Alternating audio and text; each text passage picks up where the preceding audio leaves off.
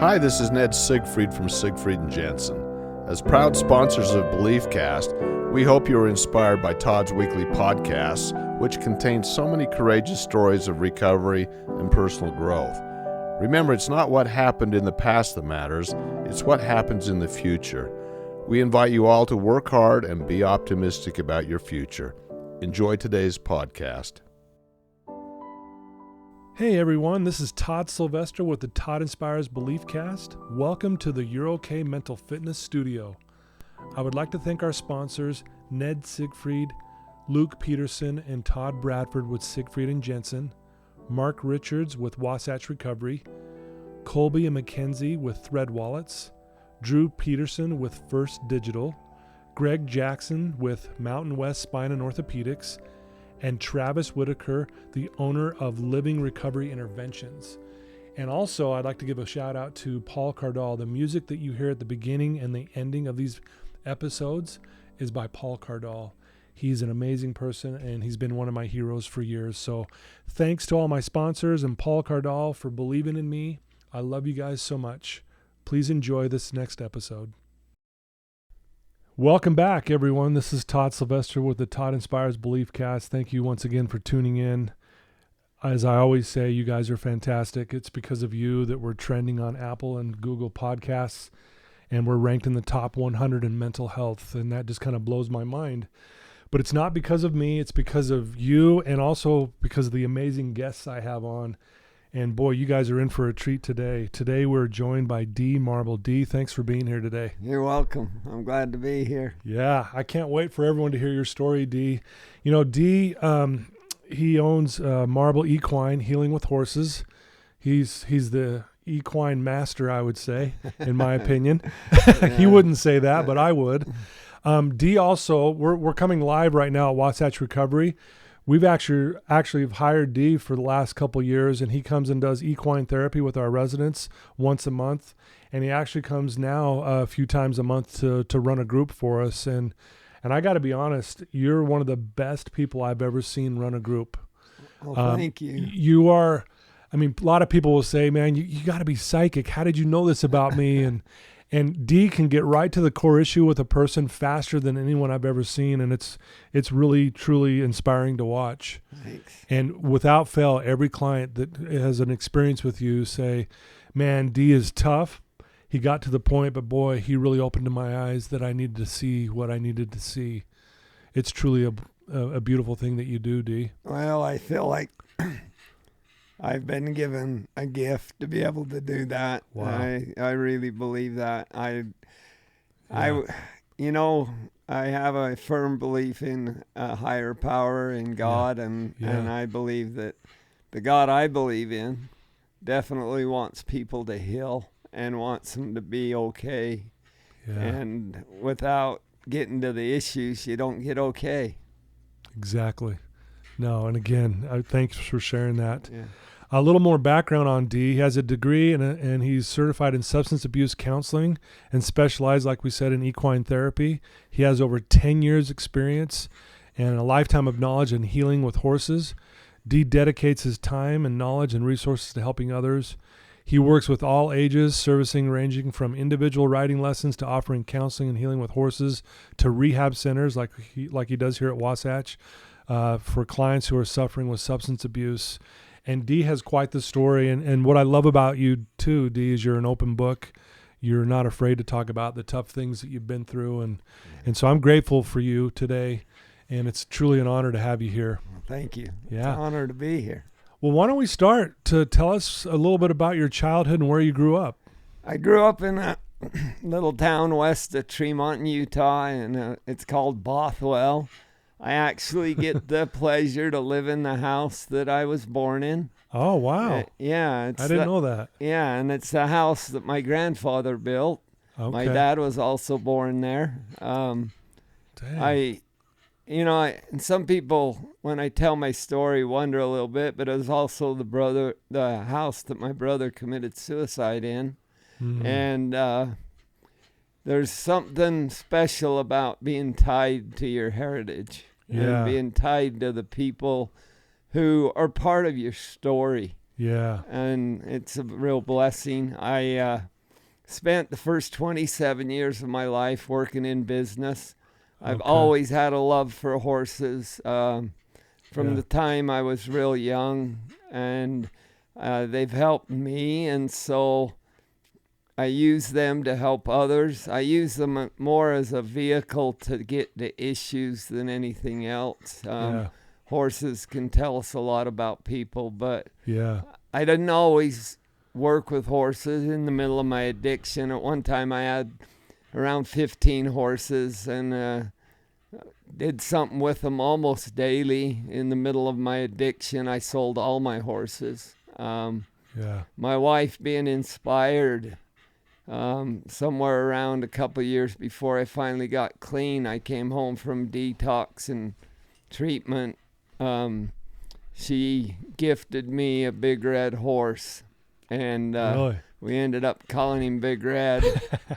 Nice. And he was the start of growing my horse herd back, and I've had up to 20. Now I'm down to 10 right now just because of expenses, but sure. And of all things, I grew up raising turkeys. My father was in the turkey business. And we learned how to work. I think that's one of the reasons I was able to work through addiction, is I knew how to work. What a gift that is, right? Oh yeah.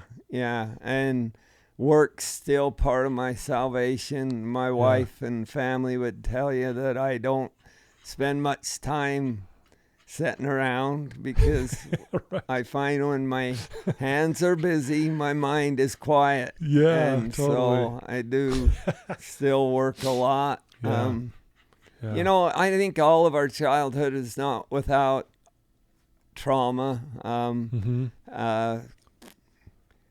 I went into treatment thinking, there's nothing traumatic about my life. Everybody goes through stuff like I've went through, but as I've listened to people's story, I've found out that that's not always the case. And one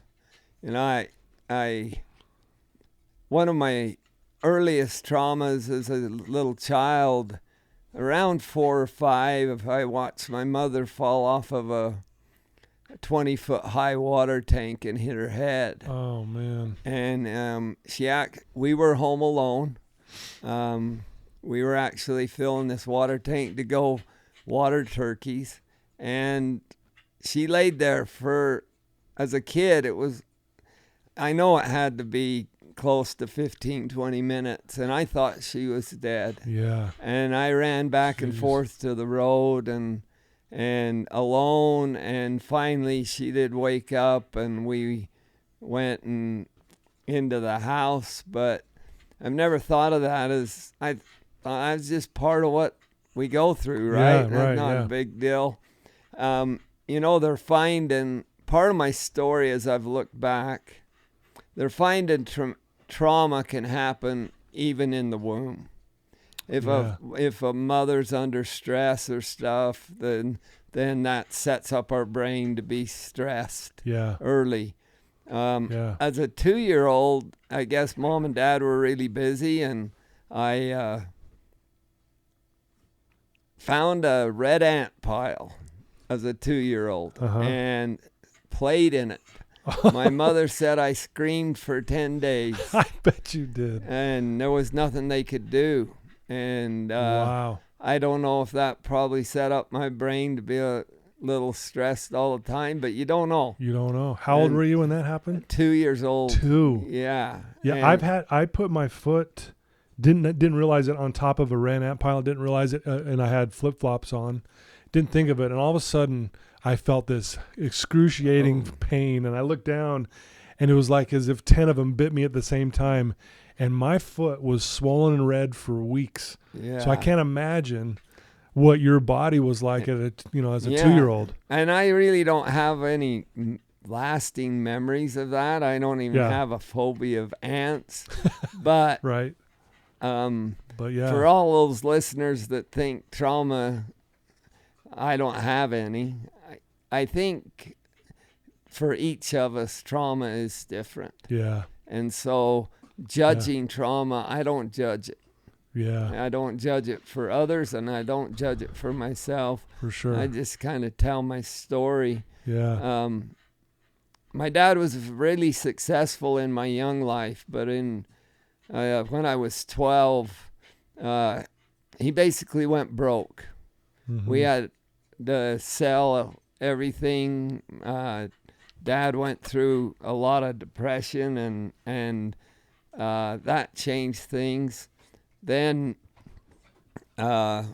definitely was a harder part of life. Being around a family that's financially stressed is hard. And which is also traumatic. It is. Right? It is. And then part of that stress, my brother decided to become a ballet dancer, which was not part of our family system. Right, yeah. And by the time I was 15, he was a good ballet dancer, had offers around the country and come home, and ended up committing suicide. And I actually remember the day. It was a Sunday. We had stopped at my cousin's house. It was her birthday.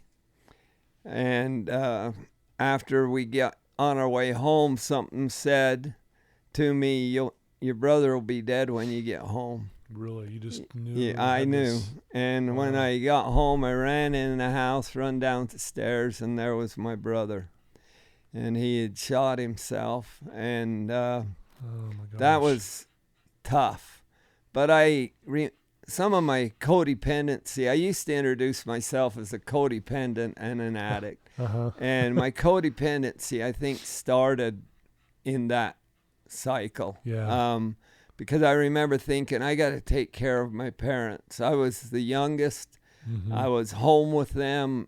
All the rest of the kids were married and gone. And so I started this cycle of taking care of people. And it's not always been the best for me. Boy, it has led to a lot of good things as well, like everything else. But it also led me down a difficult road. When your brother had taken his life, was this before your addiction? Yeah. Yeah. Well, that's only when I was 15 years old, and I hadn't started using. I had suffered from kidney stone from the age of 12. And being a kid growing up and having pain where people don't talk, and my parents didn't talk about anything, especially when it had to do with sex. And so I didn't tell them. I ended up in the hospital at 16 for the first time, got a shot of Demerol.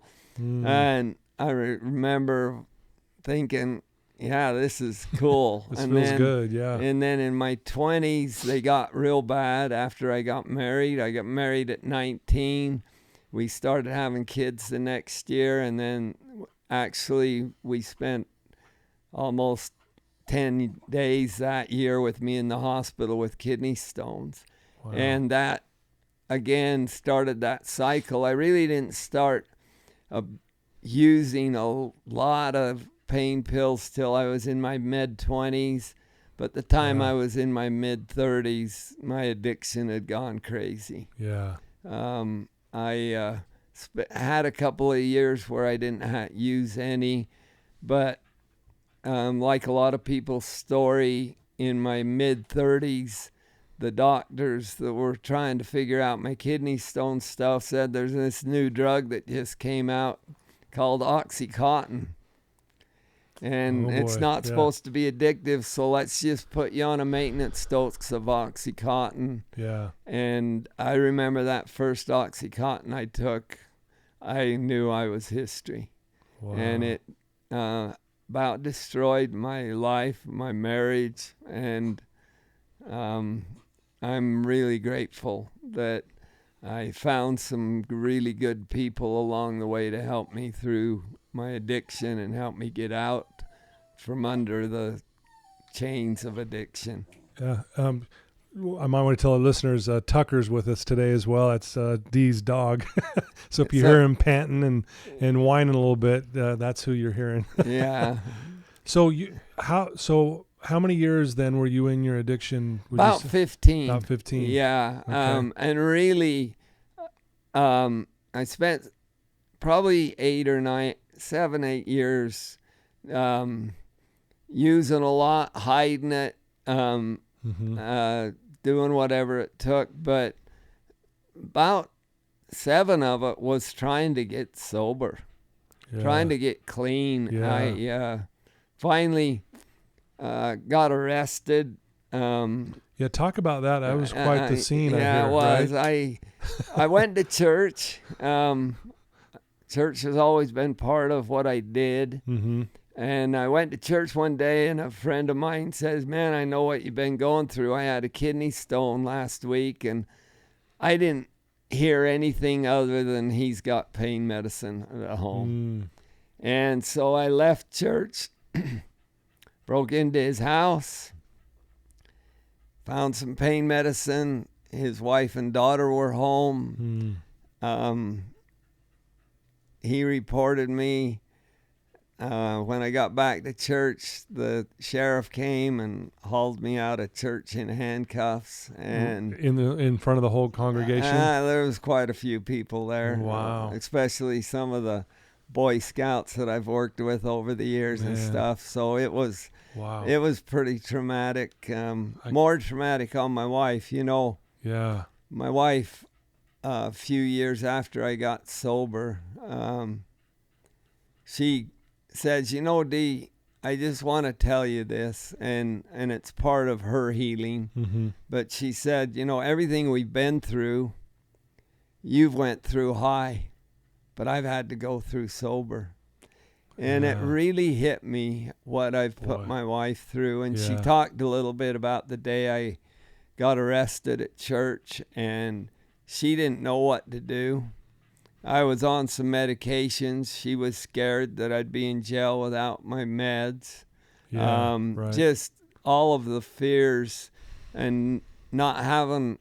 Luckily, we had a lot of family support. She was able to call some family, but she didn't sign up for somebody to marry somebody that got arrested. Yeah. She'd never even thought that might happen. Yeah, right. It doesn't cross your mind when you. No. And you have kids at this point, correct? Yeah, we have. How did they handle that?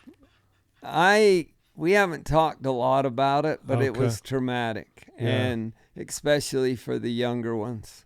And I have offered all my children to help them at any time that I would even pay for counseling. Some of them have availed that.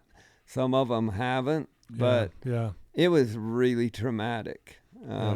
So traumatic on all of us. So was that a wake-up call for you at that moment, or did you still continue to struggle? I continued to struggle for about a year after that, but finally, by the grace of God, and starting to use some of the tools that I've been blessed with, getting on the right meds at the time helped. Using the tools I'd learned at the rehabs I'd been to. I completed 2 rehabs. That's all I went to. But I knew the tools, and I never used them. So I started using them. One of the biggest thing is I relapsed through the summer of the last year I used. And finally I was sitting on a bench watching snowmobile races, of all things. Our company that I was president of sponsored snowmobile races on our sod farm. And I'm sitting there, and I realized that 9 out of the last 13 years of my youngest son's life, he'd celebrated his birthday with me, either in detox or in treatment. Man. And I said, this will not happen again. Yeah. So I reached out to some doctors, a counselor, and I just got honest. frankly, I'm using again. I don't want to be using. Will you help me detox? I'm going to start employing the tools. I started counseling again.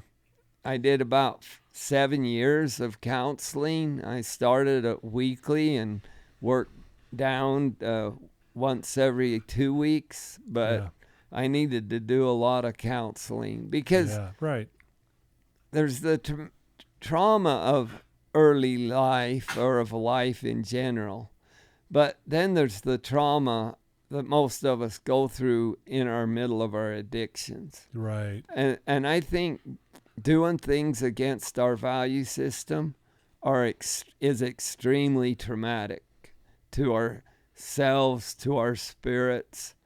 And whether you had early trauma or not, the trauma of use is extreme for everybody. And for a lot of people, it's even worse than I had it. And so learning to get back congruent with my values was the start. You know, just being the man that I knew I could be. Yeah. And I think, you know, you put out a good point there, Dee. It's getting back to the basics, if you will. Like with the clients that come through here, I'm always like, I talk about 4 principles: be honest, have integrity, be accountable, help people. If you become obsessed with those 4 things, make that something that you will not falter from. That's, like you said, that's the start of changing your life. Absolutely. Right? And I know that's kind of how you live your thing. Yeah. Yeah, and that is hard. Being honest after years of lying is hard. And if anybody out there thinks, well, I'm just struggling with that, that is really hard. It is, yeah. One of the things that helped me is I had this thought, I'm going to start living without regrets, and I'm just going to go by day. Yeah. Because I have all these piled up regrets, and I spent a lot of time ruminating over these regrets. And so I started this plan that if I do something against my values, I'm going to either call and apologize or make it right by the end of the day. So at least tonight I can go to bed without regrets, because sleep was always a struggle for me. I got to tell you, since I got clean, I have slept almost every night now for 16 years. And that to me is a miracle. I mean, that is a miracle. But it started with, okay, today I'm just going to live without regrets. If I lie, I'm going to call somebody and say, hey, I lied to you. I'm sorry. If I did something, I'm going to apologize. And so I started that process in the early stages. It took a lot of doing, I'll tell you that. There was a long list of amends you had to make, right? At the end of the day, But what a powerful thing when you make that amends. And correct me if I'm wrong, but I would imagine most of the people you made the amends with was accepting of it. Oh, yeah. Right? Yeah. In the middle of my addiction, Todd, I was very fortunate that I never found heroin. I was really, really close a number of times. But people knew me in the valley I lived in. People knew and trusted me. I took way advantage of that trust. But I started going into people's homes and looking through their medicine cabinets and or whatever, and just taking pain pills. Somehow I rationalized that was okay. But anyway, that's what addiction does to your brain. But I've had to make amends to a lot of people, and I should rephrase that. I have had the gift of making amends to a lot of people. And funny story, one day I was in a little restaurant in town, and a person walked in that I'd been in her house. And I followed her out, and I said to her, I need to ask you to forgive me for something. In the middle of my addiction, I went into your house and stole pain pills. She was very kind. Yeah. I walked back into the restaurant because I'd left my donut on the counter, and another person walked in. And I had promised that I would start making these amends, and so I followed him out, and I said, can I follow you home? I need to talk to you and your wife. And I followed him home, and I went in. His wife had cancer. At the time I went into their house, she was in remission. But fast forward 5 years, she's now in full-blown cancer and isn't going to live very long. Wow. And I told him I'd been in their home, that I'd taken pain medicine. And he says to me, I turned in my neighbor for doing the same thing, and she ended up doing time.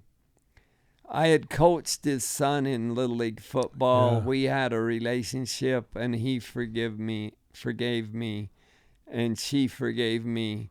A year later, she's no longer on. If I would not have followed him home, yeah, right, I wouldn't have had that opportunity to make amends. There's still some amends I've got to make, but when you spend years in addiction, you stack a lot of stuff up, unfortunately. Yeah. And I'm still working on that, but when I get the opportunities, I try to take it. Yeah, I love that. And everybody that I've made amends to has been very accepting and kind and loving. Yeah. I have found even, when I had to make my amends as well, is most people, if not every one of them, were very just forgiving and kind and compassionate. And I think that's what they're looking for more than anything. Yep. They're not there to try to drop the hammer on you. They want to drop the hammer on you when we keep lying and ignoring it. But when we own it and say, hey, I stole from you. I mean, it's funny because, knowing you now, I can't picture you doing that, but that's what addiction does. You do stuff you would never normally do. You would. Yeah. I can't picture you rummaging through someone's house, but yeah. So you get cleaned up, you're starting on this path, you're making amends. When did you realize you wanted to maybe help people, and with, and obviously incorporating equine therapy? Talk a little bit about that and why equine therapy is actually so effective. And then we'll get into more of your gift that we mentioned earlier. I've always loved horses. Like I said, I got rid of them in the middle of my addiction. I was fortunate enough to go to treatment and met two fellows, the Beck brothers from down in Spanish Fork, Utah. They were running the equine program there where I was at. And they started me down this road of, this is part of my life. I made friends with them, and after treatment, we ended up doing a lot of stuff together. I volunteered for them, but they had been studying under a pro trainer by the name of Mike Bridges, which then I got the opportunity to start working with Mike, and spent 10 years going to different clinics with Mike. And all this time, it started getting me into this thought of horses make a difference in people's lives. Yeah. And then looking into the research, there's even more proof that that's a fact now. I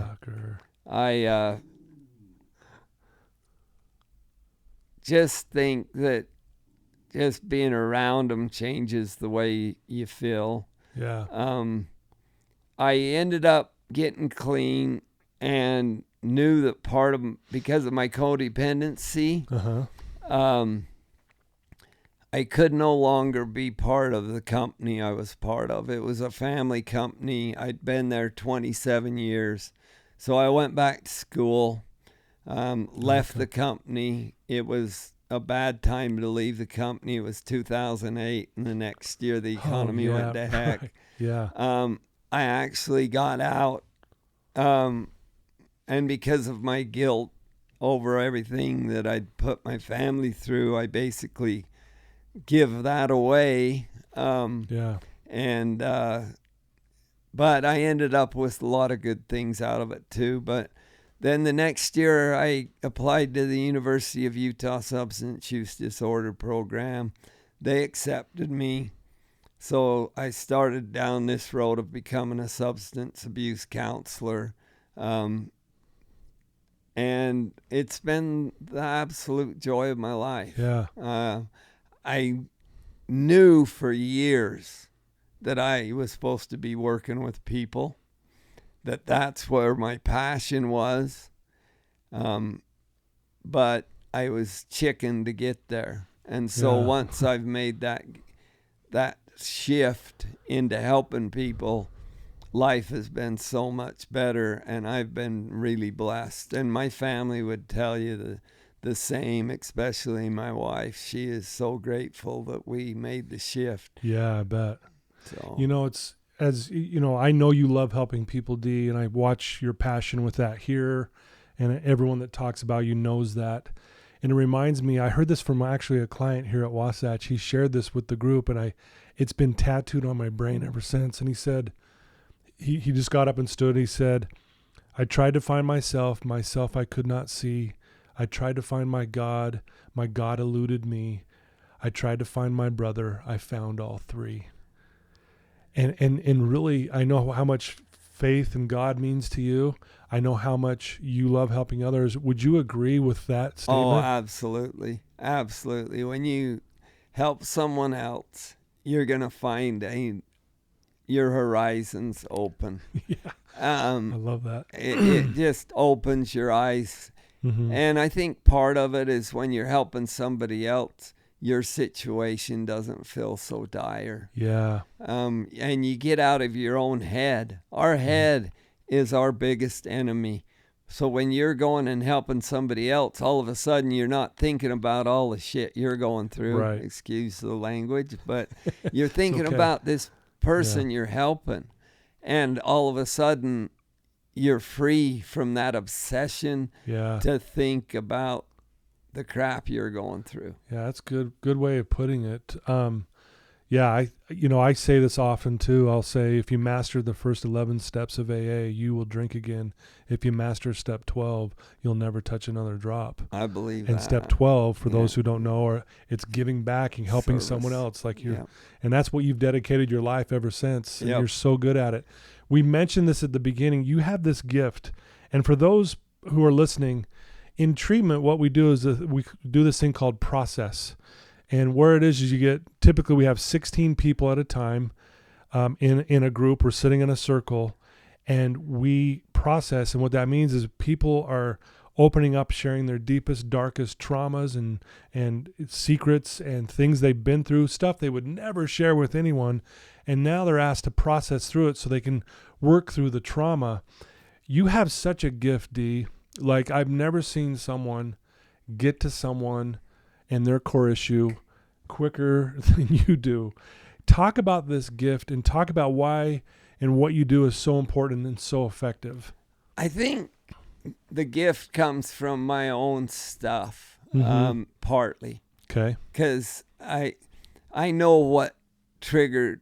I've done a lot of self-introspection, and I know some of the things that I did that led me to an addictive personality, and at times my depression, my anxiety. Yeah. And so part of it is that I see that in others. But realistically, Todd, there are times I'm sitting in a group and I'll hear this voice say, ask this. Wow. Talk about this. And I'll often go, no, No, I'm not doing that. This Right. is in my own head. Right. But then I do, and I find, hey, this guy has been holding this for 50 years and never wanted to talk about it. And sometimes I'm wrong, but even asking a question starts a dialogue and gets people thinking. I'm willing, if I'm wrong about asking the question and a person says no, I might dig a little, but I say, well, if it's not, then what is the issue? Yeah. What is keeping you from forming good relationships? What is, I mean, you've been through 3 marriages now. What's going on that you keep pushing people away? Right. Or just asking questions. So I think the God I believe in is invested in every one of us. And if we're open, we can all be a conduit to help somebody change. Yeah. And part of it's just being open with our own story, but not making a big deal out of what people say. Right. Accepting them for what they've been through. Yeah. I've been through enough now. I'm not going to judge anybody. Right. I guarantee you, Yeah. we all have warts. We've all got struggles. Yeah. The person down the street that you look at every day and say they've got their life together, you don't know what's going on in their home. Right. And you don't know what they've been through. Yeah. And so if you're judging people, quit it. Yeah.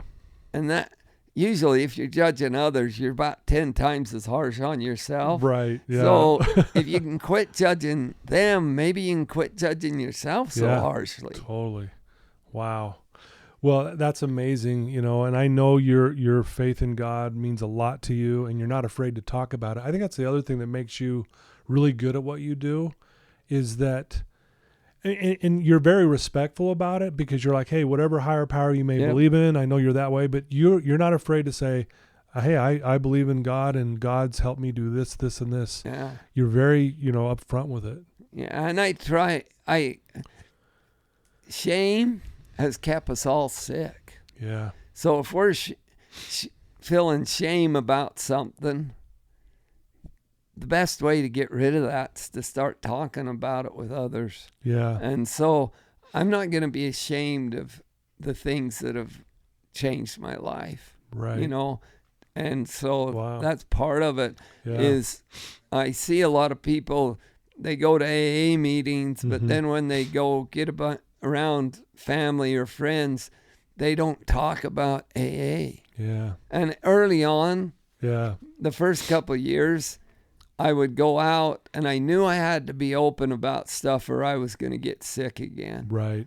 And me and my wife would go to dinner and I'd start talking about some of the things I'd been through in treatment and the addiction, and she was really uncomfortable.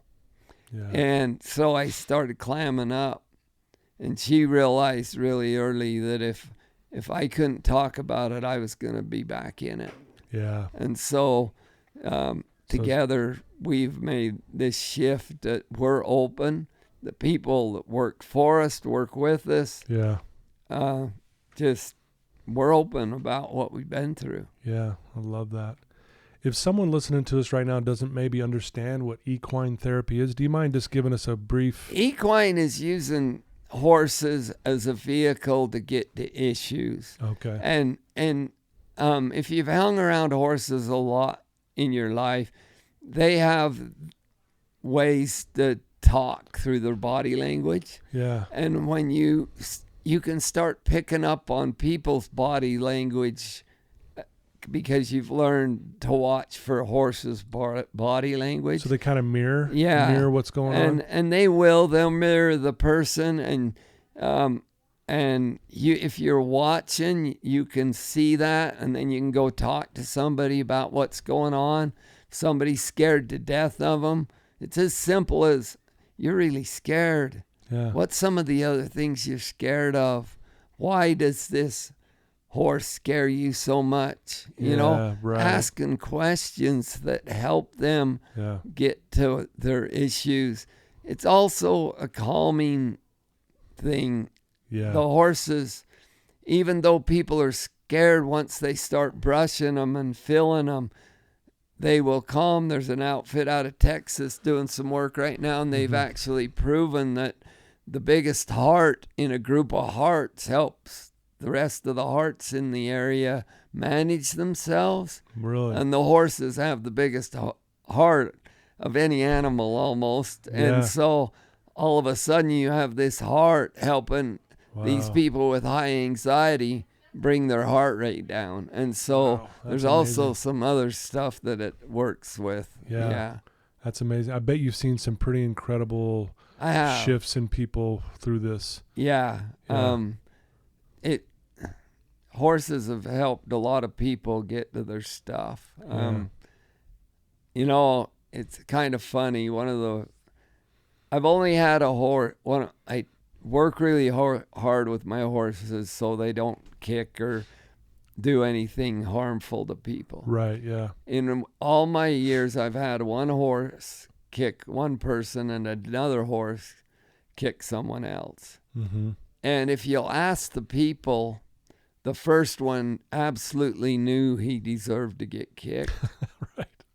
The second one, another guy had been working with the horse previously and was actually leading the horse.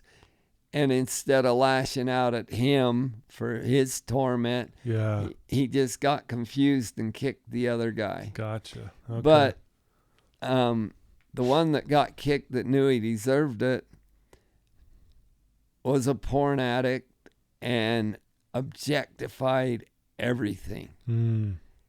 And he looked at this horse as an object, and that horse was not going to be looked at as an object. Wow. And it was pretty powerful, actually, for the guy. None of them were severe kicks. They were more like, okay, I'm getting my space back, exactly. you know. Yeah. And, but, yeah, it's kind of funny. I got a horse that's been through a lot of trauma, and she will try to nibble at people. She's never ever bit somebody hard, but it gives me an opportunity to tell people to set boundaries. She will not bite at me ever because she knows she's not going to get away with it. Yeah. So that gives us an opportunity to talk about boundaries with the whole group. Yeah. So some of the things that horses do that are not very functional for a cowboy are really functional in groups because they give you a chance to talk about stuff that's going on with the horses and the people. Wow. That's amazing. Horses they're so intuitive. I don't know if you know J.C. Dugard. She was the woman who was kidnapped and raped in his shed for 18 years. Oh, okay. And her therapy that changed her life was equine therapy. And they talked about this mirroring technique where with her mind, she would tell the horse to move and it would start to move. And then with her mind, she'd tell the horse to stop. And basically what they were teaching her is that you're that powerful that you can tell this gigantic horse with just your thoughts to stop or move. Yeah. And anyway, it was teaching her that she's powerful. Yeah. You know? Absolutely. And if I do a lot of jumping out of the end of a lead line and different things, and somebody coming in that's 5'2" and weighs maybe $110. If she can get that horse to go around and 1,500-pound horse to jump something, it's pretty powerful for sure. And so I try to do things that allow people to see that they can get their power back and use that to promote growth, you know. Yeah. So I love that. Well, I think, there's so much more we could talk about, but I think we've really covered your story, and I love what you do. We love you here at Wasatch Recovery. I hope you know that. We do, because every time you come, we have weeks and weeks of conversations of what was brought up, right? And so it really helps us a lot in so many ways. And obviously the impact you have on the clients here has been fantastic. If there's someone listening to your voice right now who's listening to this episode and they're struggling and they're in a dark place, you've already given some good advice, but what would you tell that one person right now?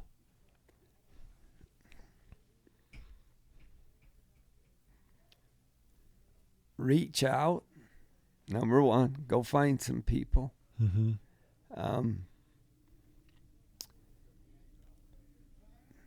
You're a child of God, and the God I believe in loves you and cares about what you've been through and wants you to know that he's there and available to help you, even through the hardest stuff. Yeah. And that help will come through the people that you acquaint yourself with in the future. Because probably right now the people you're around aren't going to be real helpful because they're angry, frustrated, hurt, whatever. Right. But I'll promise you that God will send somebody to be there for you. It's happened to me numerous times. Somebody's coming, one fellow come and knocked on the door and said, I'm supposed to come and visit with you, Dee. I don't know why. I did. Yeah. Because I was ready to go blow my life up again. Yeah. You know, and I truly believe you can call it the universe, you can call it God. There is a power out there greater than ourselves that wants us to succeed. But Todd, there's also the opposite power. Yeah. If we haven't learned anything over years, that there are opposites. Yeah. And we got to start tying in to the power of positivity, the power of love. And we find that going to people with people that will accept us and love us. Wow. Very well said. The law of opposites. Yep. It's there, and there's powers on both sides. And, you know, when we're trapped in that negative power, and it really seems like sometimes it's difficult to get out. And I think what you said too, sometimes we're an answer to someone else's prayer. So that prompting you may have to reach out to Dee, listen to the prompting and act on it. Even if you're like, well, I'm not sure why I need to go see Dee, but you knew why, like you said. Yeah. So I think that's a really good part of your message as well. Is thank you. If you ever feel prompted, you listening, that I should go talk to so-and-so, do it. Even if they're like, oh, no, thanks for reaching out, and it's nothing. But at least you did it. But you never know that one time when, like Dee, saved you from blowing up your life again. And it might be for you. Yeah. Maybe the reason you're going to talk to somebody is to get out of your own head. Yeah. I think that, Todd, our heads, our thinking is our greatest enemy. I agree. And so finding a way to free ourselves from the obsession of the mind. Yeah. My mind is not too friendly to me most of the time. Right. Well, I love what you said early on in our episode. You said, if my hands are busy, my mind is quiet. Yeah. A lot of truth to that one. Oh, yeah. Right? Yeah.